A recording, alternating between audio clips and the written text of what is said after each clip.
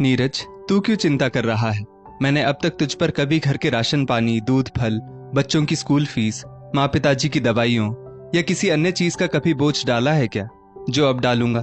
तेरी दुकान घाटे में चल रही है, मैं जानता हूँ। तू बिल्कुल फिक्र मत कर। मेरे होते हुए तुझे कोई तकलीफ नहीं होगी। तू बस अपनी दुकान जमाने पर ध्यान दे और घर की सब जरूरतें मैं पूरी कर दूंगा। बड़े भाई सुरेश ने छोटे भाई नीरज को सांत्वना देते हुए कहा। नीरज बोला, भैया आप ना होते तो ना जाने हमारा क्या होता। भगवान करे मुझे हर जन्म में आप ही बड़े भाई के रूप में मिलो।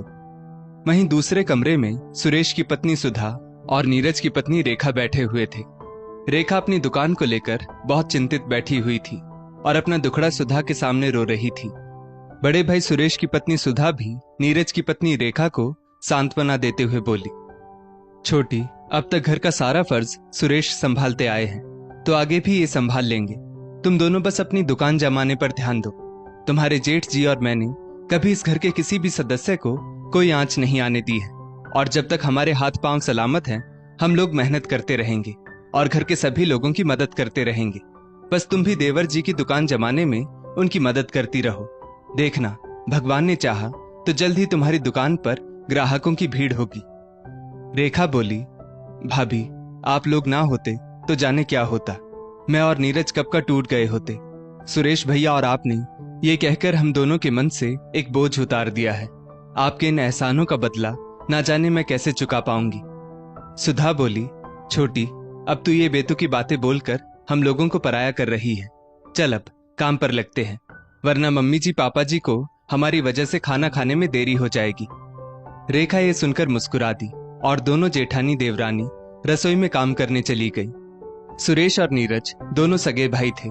पिता सुंदरलाल जी और माँ कावेरी जी ने सालों से संयुक्त परिवार को जोड़े रखा था। दोनों भाइयों की अलग अलग शहरों में साड़ियों की दुकान थी। बड़ा भाई सुरेश मेहनती था। उसकी दुकान उसने अपने बलबूते पर जमा रखी थी और पत्नी सुधा का साथ उसे और मजबूत बना देता। सुधा भी शाम को सुरेश की दुकान पर मदद करने चली जाती। दोनों पति पत्नी ने मिलकर दुकान जमा रखी थी। घर का सारा खर्च हो या बड़े बूढ़ों की दवाई, बच्चों की स्कूल फीस, सभी का जिम्मा सुरेश के सिर था। क्योंकि नीरज की दुकान जमी तो नहीं थी, बल्कि दुकान में घाटा भी हो गया था। नीरज और उसकी पत्नी रेखा इसी बात से चिंतित होकर भैया भाभी से गुहार लगा बैठे थे। मगर जैसे ही भैया भाभी ने ये प्यार भरे शब्द कहे, दोनों के दिल का बोझ हल्का हो गया। भाई भाभी का साथ पाकर नीरज और रेखा के माथे से चिंता की लकीर फीकी पड़ गई थी। नीरज थोड़ा लापरवाह और ढीला इंसान था। उसे दुकान पर टिककर ग्राहकों से बात करना नहीं आता था। एक ये भी वजह थी, और दूसरी बड़े भाई का हमेशा से साथ देना नीरज को अपनी जिम्मेदारियों से लापरवाह बनाता गया। कहीं ना कहीं नीरज जानता था बड़े भाई सुरेश ने घर की सारी जवाबदारी अपने कंधों पर उठा रखी है।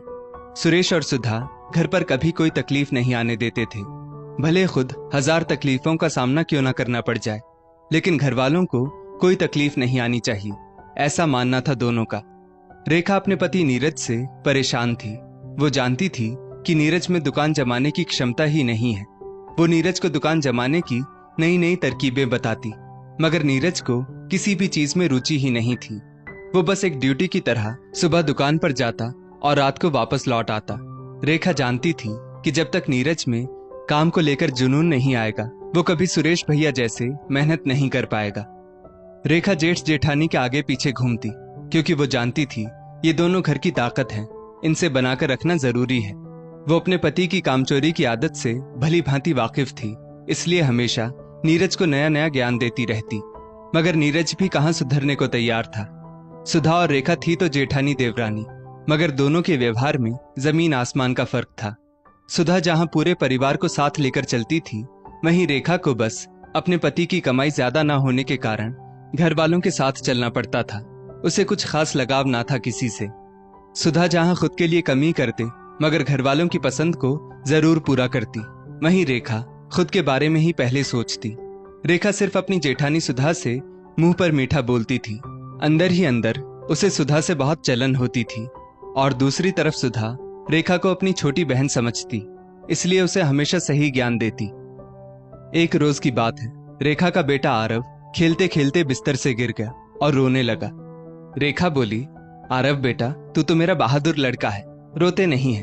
वैसे भी लड़के कभी नहीं रोते, लड़कियां रोती हैं। और फिर वो हंसने लगी।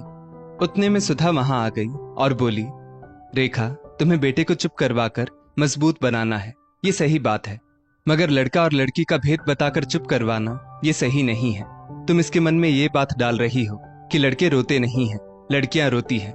इससे आरव में लड़कियों के लिए नकारात्मकता आ जाएगी और वो कभी लड़कियों की इज्जत नहीं कर पाएगा।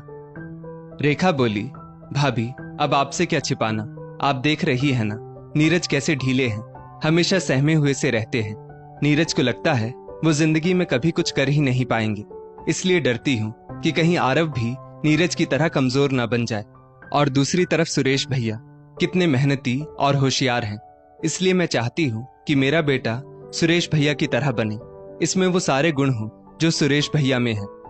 सुधा बोली, छोटी, तेरे सुरेश भैया ने कभी किसी को नीचा दिखाकर खुद को ऊपर नहीं उठाया और लड़का लड़की में भेद करना भी नहीं सिखाया।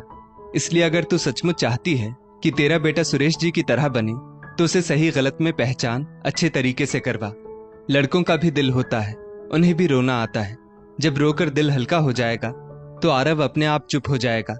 लड़के लड़कियों में भेद बताकर तुम कहीं ना कहीं लड़कियों का अपमान कर रही हो।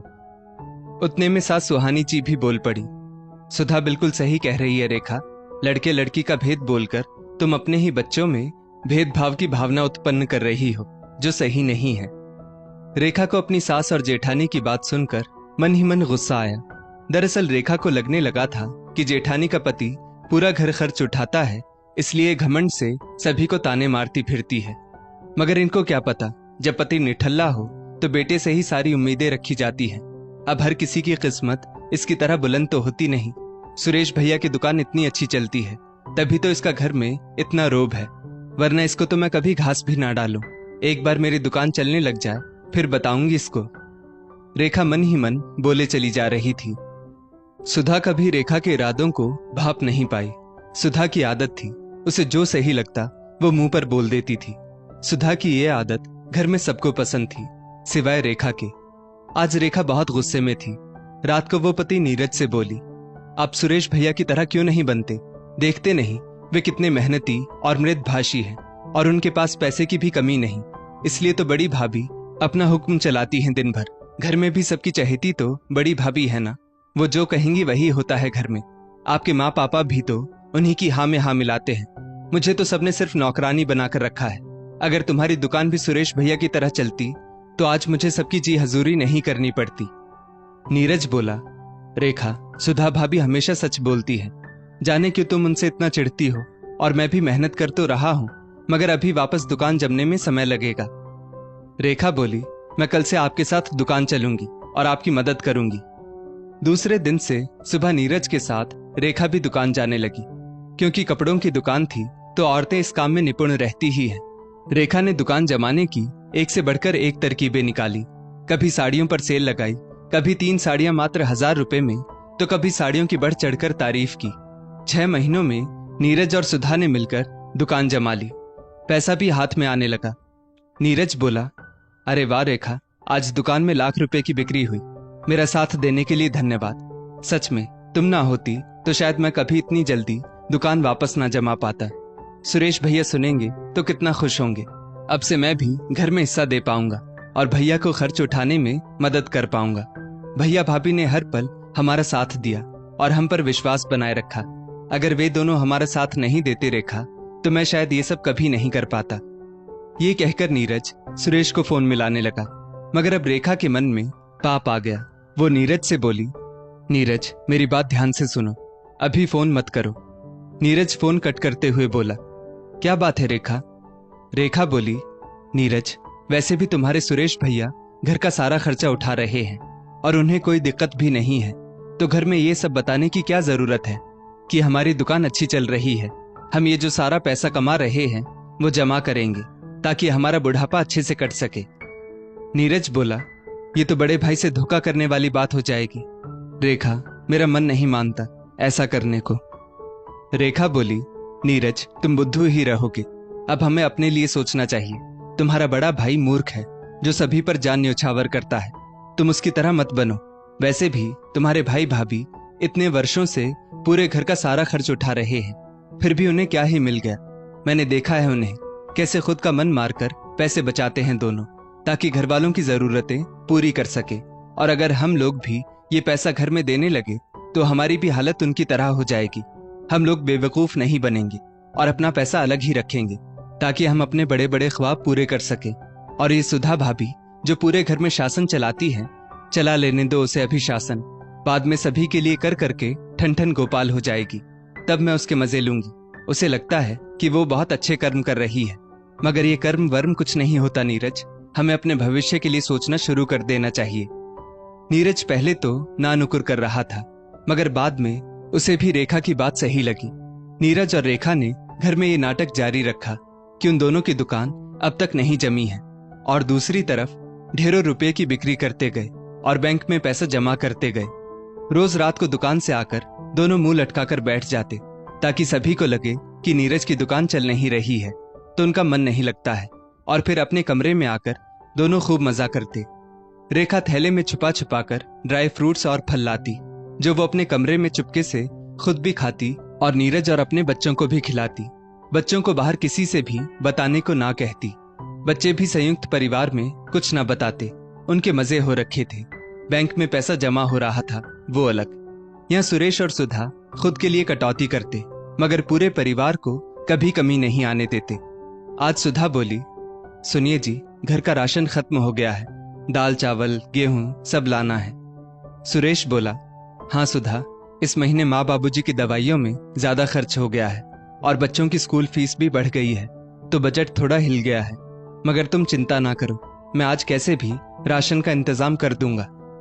सुधा भी जानती थी उसके पति पर कुल मिलाकर 10 लोगों की जिम्मेदारी थी, इसलिए तो वो भी घर का काम होते ही दुकान पर पति का साथ देने आ जाती थी।